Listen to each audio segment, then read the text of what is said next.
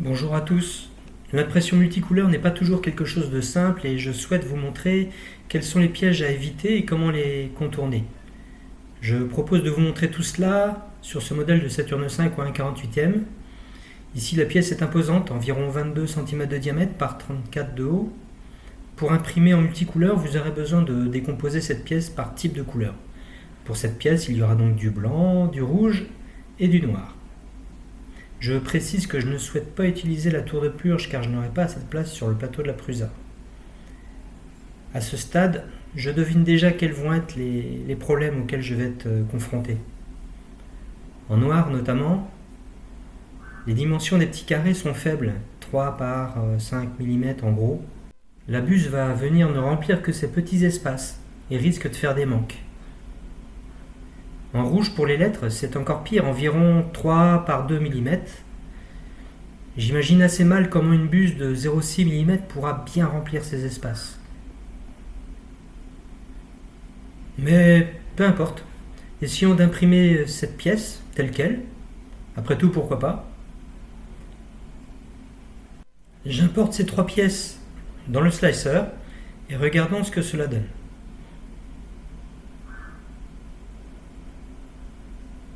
On voit bien les petits remplissages qui seront effectués. À chaque fois, la buse viendra remplir tout cela, couleur par couleur. Voilà le principe.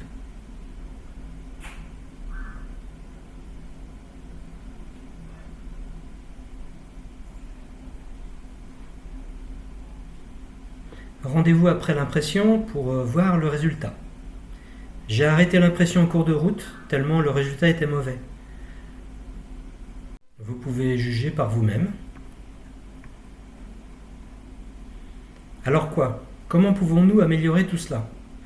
L'idée, en fait, est d'abord d'apporter un peu plus de matière à imprimer, un peu plus de surface. Dans le cas de cette pièce noire, j'apporte à l'intérieur de la matière, car ça ne sera pas visible.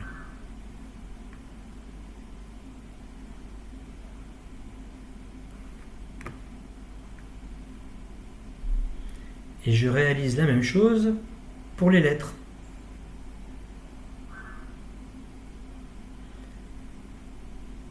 Notez que l'apport de matière s'arrête à chaque hauteur de lettre pour ne pas créer de changement de couleur à chaque couche.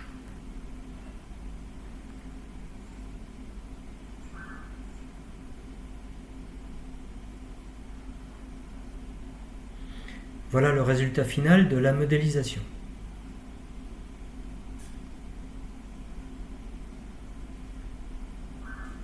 Dans le slicer, les modifications seront les suivantes.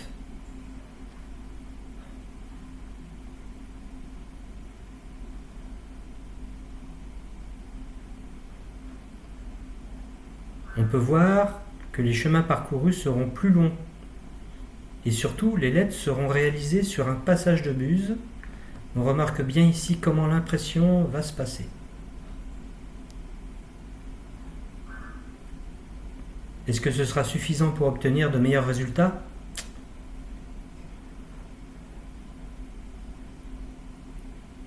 Passons à l'impression. C'est parti, j'ai laissé une pièce se terminer, car le résultat est bien là.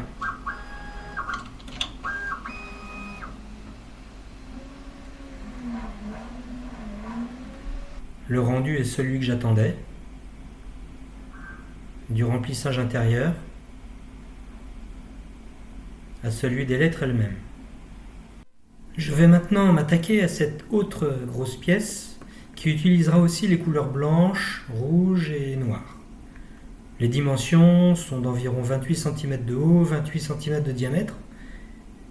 J'ai déjà modifié les lettrages pour un meilleur résultat. Mais voilà quelque chose qui me pose problème.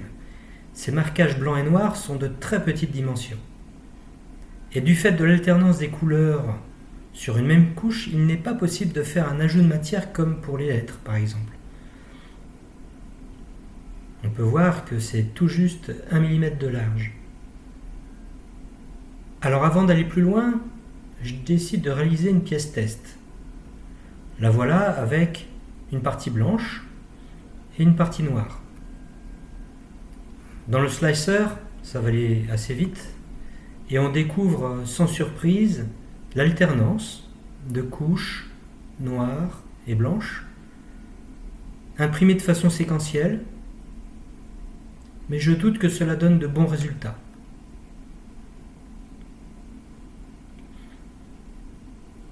Passons à l'impression en tant que telle, puis au résultat final.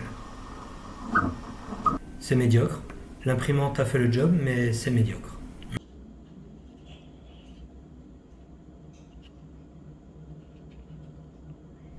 Alors quoi? Comment améliorer le résultat si tant est que cela soit possible? J'ai eu l'idée d'essayer quelque chose. Je vais poser une sorte d'agrafe d'une épaisseur de couche. Ici, ça va être du 0,25. Et j'en pose d'autres, une couche sur deux. Ici pour le blanc, sur toute la hauteur du motif.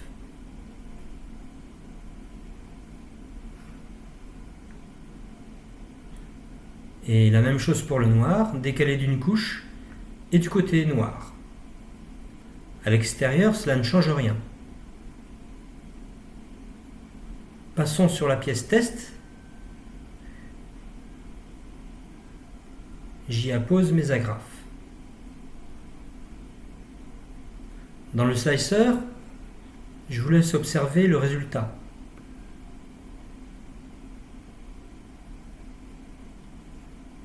On observe bien l'alternance des couches blanches et noires.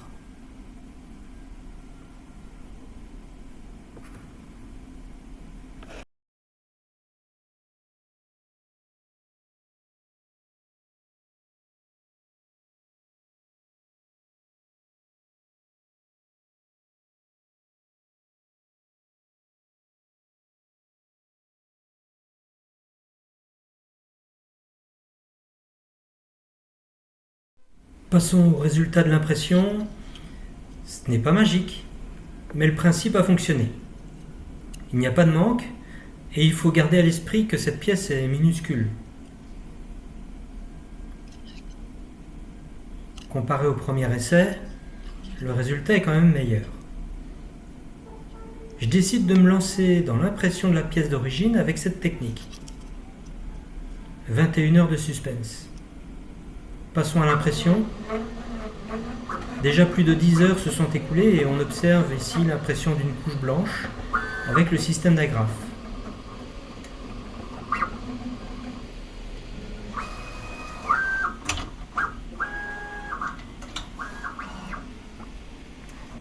Une fois la pièce terminée, le rendu est plutôt bon. Je ne sais pas si le système d'agrafe apporte vraiment un plus. Il faudrait réimprimer cette pièce sans les agrafes pour comparer, mais je ne tenterai pas l'expérience. Voilà, j'espère que cette vidéo vous aura apporté une meilleure compréhension des particularités de l'impression couleur. Bye bye!